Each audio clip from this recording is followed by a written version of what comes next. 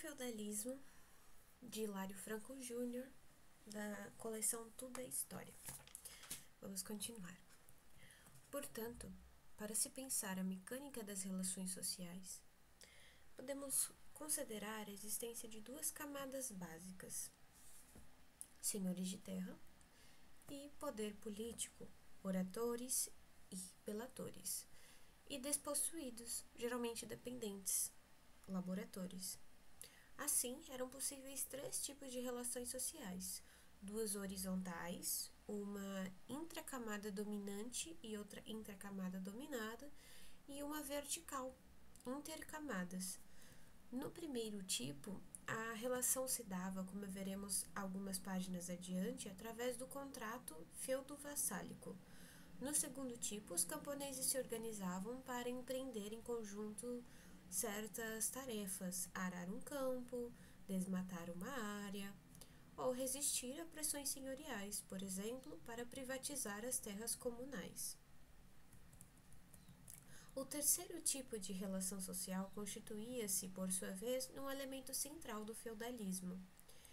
Ele era a razão de ser do primeiro, na verdade, forma de aristocracia dividir o produto do trabalho camponês, e do segundo, forma de os camponeses resistirem a abusos aristocráticos.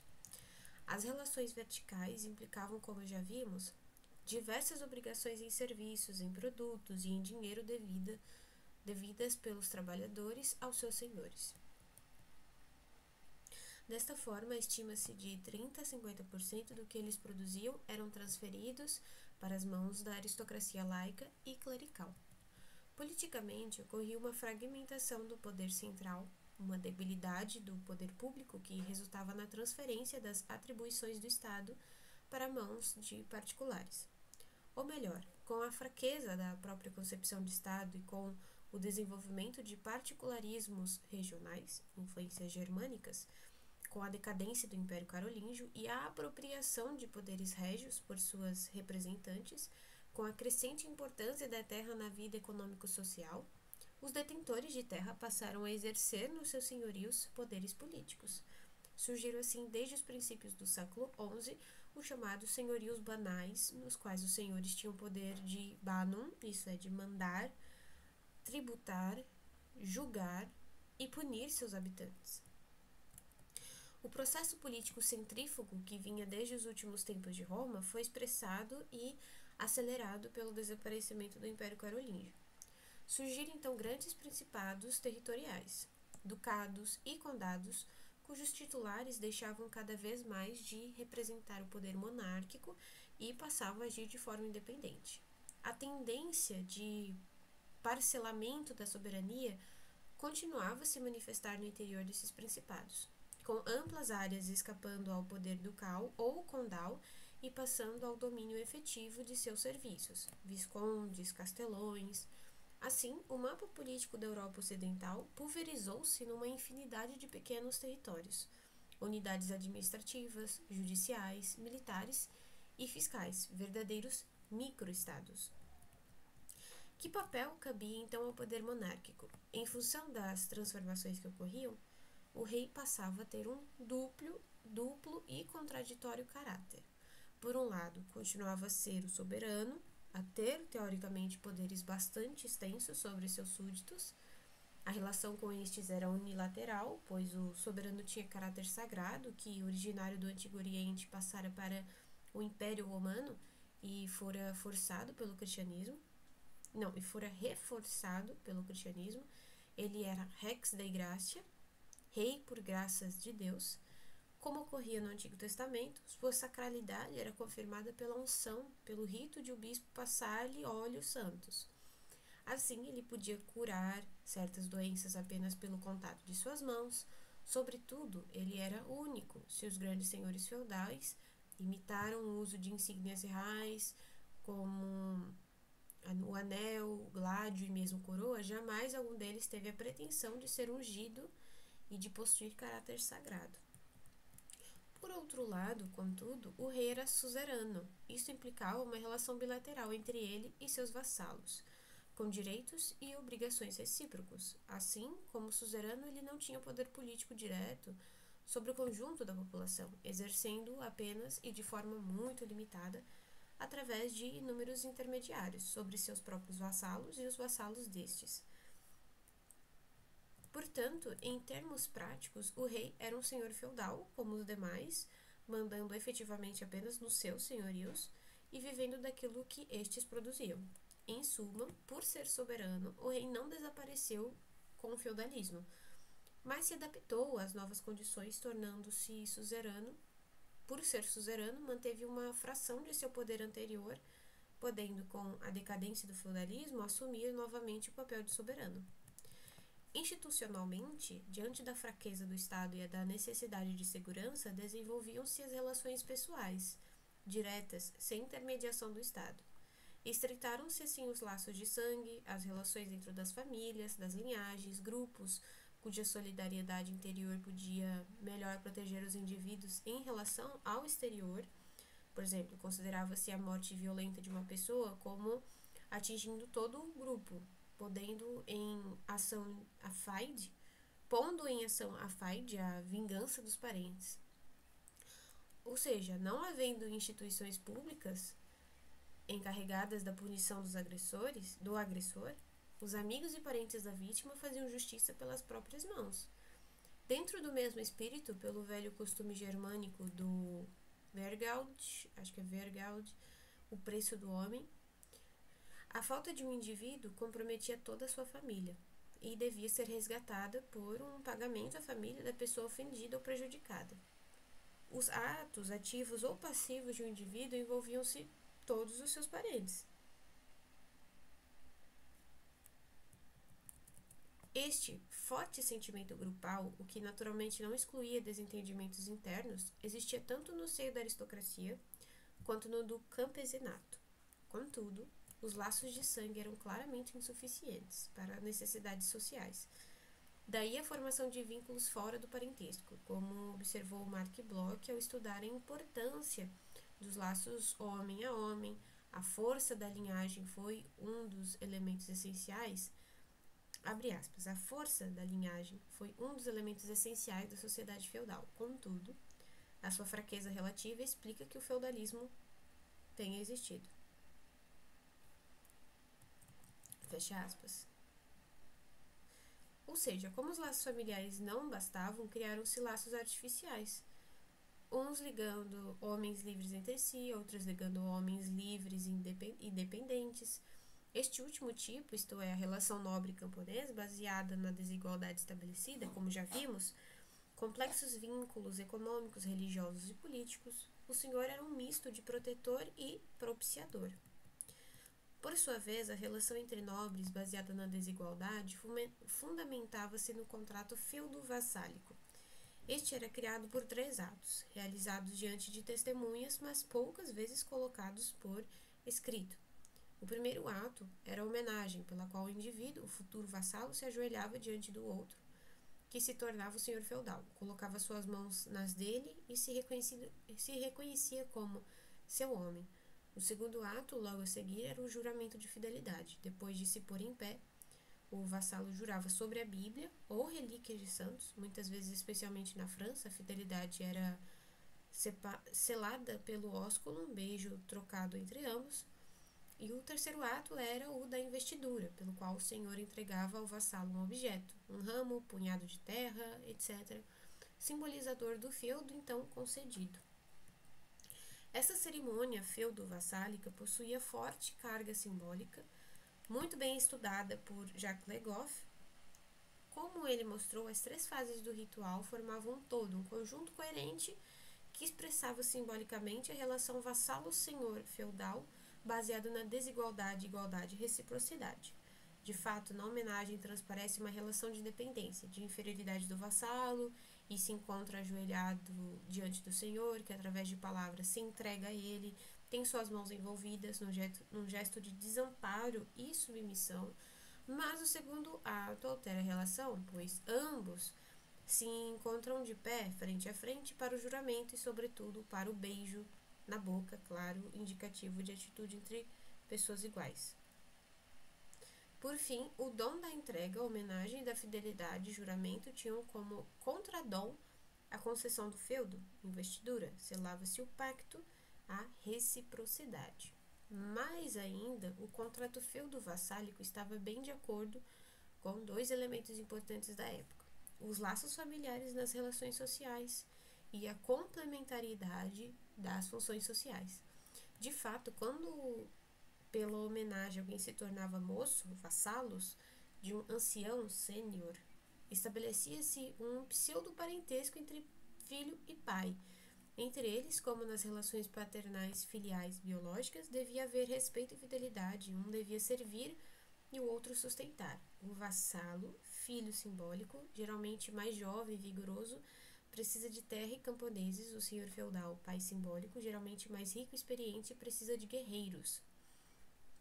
Portanto, mutualidade, mas numa organização hierárquica, como disse Duby.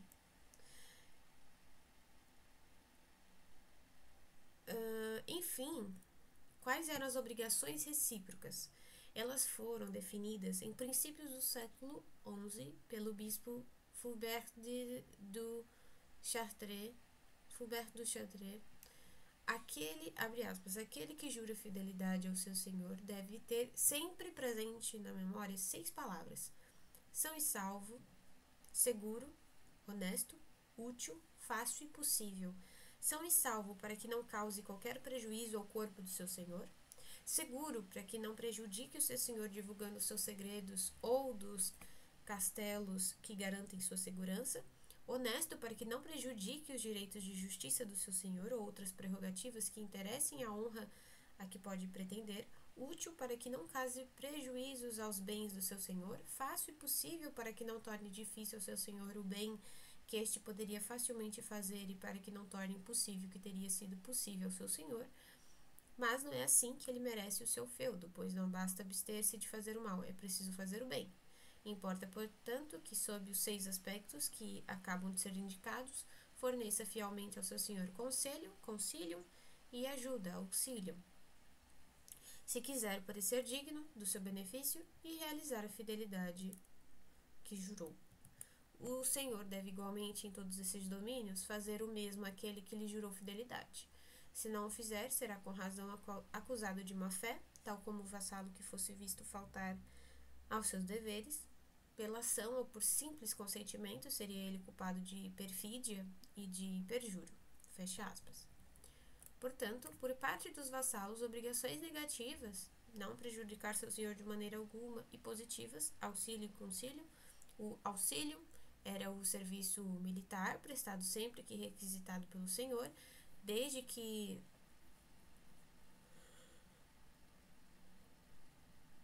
não ultrapasse certo número de dias anuais, geralmente 40. Caso fosse preciso ir além desse limite, o senhor deveria remunerar complementarmente seus vassalos. Ao lado do aspecto militar, o auxilium implicava ajuda econômica em 4 casos: pagamento de resgate do senhor se ele fosse aprisionado, da cerimônia em que se armava cavaleiro o primogênito do senhor, do casamento da filha mais velha do senhor, da partida do senhor para uma cruzada. Em algumas regiões, como a Inglaterra, a ajuda para a cruzada não era exigida, enquanto em outras, como a Provença, havia exigências complementares. O concílio significava dar conselhos, opinar sobre assuntos propostos pelo senhor e, sobretudo, participar algumas vezes por ano no tribunal presidido por ele. Por parte do senhor, havia as mesmas obrigações negativas e como positivas, a proteção e o sustento. Proteger o vassalo implicava defendê-lo de seus inimigos, fosse militarmente, fosse judicialmente. Sustentar o vassalo significava ou alojá-lo e alimentá-lo no castelo senhorial, ou conceder-lhe um feudo do qual ele tiraria sua subsistência. Na essência, o feudo, termo surgido em fins do século IX e vulgarizado no século XI, equivalia ao velho beneficium carolígio, palavra que, aliás, continuou a ser usada ainda por bastante tempo, como no texto do Fulbert du Chartres, citado acima. Naquela sociedade agrícola, naturalmente, o feudo era quase sempre uma certa extensão de terra, englobando um ou mais senhorios. Era, portanto, terra com camponeses, pois, sendo o vassalo um homem livre, pertencente à camada dos guerreiros, não se dedicava a terras produtivas. Vivia, assim, das prestações de serviço em produtos e em dinheiro devidas pelos camponeses daquela terra recebida como feudo. Mas o feudo não era necessariamente um bem imóvel, podendo ser um direito, como cobrar pedágio numa ponte, numa estrada ou num rio. Podia ser um certo cargo remunerado, conhece-se mesmo feudos de cozinha, nos quais o cozinheiro detinha seu ofício e a correspondente remuneração como feudo. Podia ser uma determinada quantia paga periodicamente ao vassalo, fosse em moeda, cabeças de gado ou sacas de trigo. De qualquer forma, o contrato feudo-vassálico implicava direitos e obrigações recíprocos, de maneira que o rompimento do acordo por uma das partes era considerado felonia, traição. Disso decorria a quebra da fidelidade e o confisco do feudo. Nada disso ocorrendo, o pacto seria vitalício, rompendo-se apenas pela morte de uma das partes. O feudo, então, retornava ao senhor ou ao seu herdeiro, pois o vassalo gozava apenas do usufruto temporário daquele bem. Contudo, o interesse do novo senhor em manter os vassalos que tinham sido de seu pai e o interesse dos filhos dos vassalos falecidos em continuarem ligados ao senhor foram aos poucos criando uma tendência à hereditariedade do feudo. Ainda assim, a morte de uma das partes levava à necessidade de se renovar o contrato feudo-vassálico. Caso o vassalo não tivesse herdeiro, a terra enfeudada retornava ao senhor, que podia conservá-la ou concedê-la a outrem. Esta norma permitiria ao rei, como suzerano, isto é, senhor dos senhores, apossar-se de vários feudos e, aos poucos, recuperar a força do poder monárquico. Foi o que ocorreu, por exemplo, na França desde o século VII. Por outro lado, século VII não, desde o século XII. Por outro lado, a inexistência dessa regra jurídica na Alemanha obrigava o rei a reenfeudar as terras que voltavam para ele pela morte de vassalos sem herdeiros. Em função disso, a monarquia permaneceu fraca e o país não pôde centralizar-se politicamente na Idade Média. Por outro lado, caso existisse um herdeiro, o senhor, para enfeudá-lo na terra anteriormente mantida pelo falecido, exigia o relevium.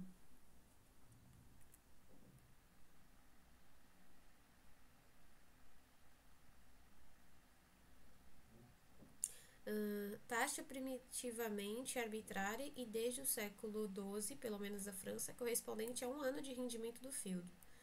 De toda forma, o feudo só poderia ser transmitido inteiro ao filho mais velho do falecido. Esta regra de primogenitura excluía, pois, os demais filhos e as mulheres da sucessão feudal. Contudo, no caso de haver apenas uma mulher como herdeira, o senhor, como seu tutor, indicava-lhe um marido que pudesse cumprir as obrigações feudais. Essa preocupação do senhor em não ter menores de idade ou mulheres à frente dos feudos que concedera devia-se às suas necessidades militares.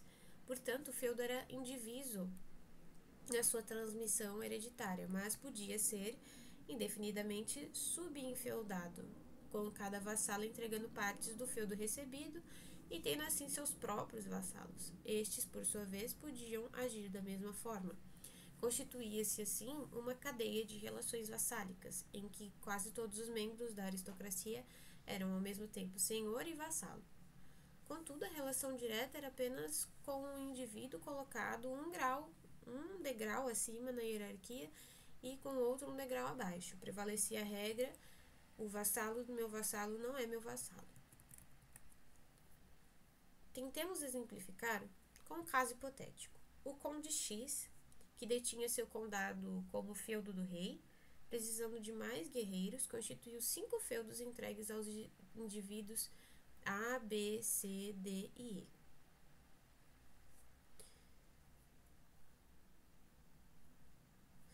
Foi combinado que cada um desses vassalos deveria ao conde o serviço militar de 10 cavaleiros. Para que isso fosse possível, cada um recebeu como feudo 20 senhorios para cumprir sua obrigação.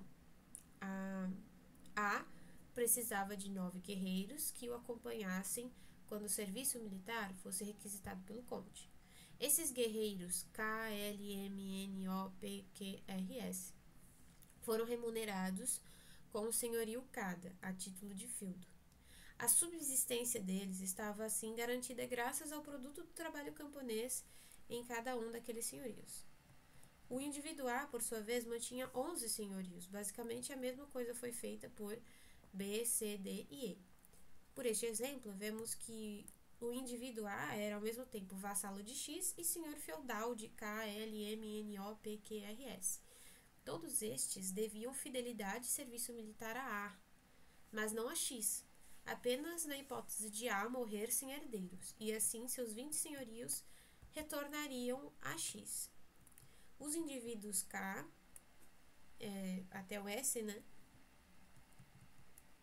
De novo, os 10, né, contratados, se tornariam vassalos.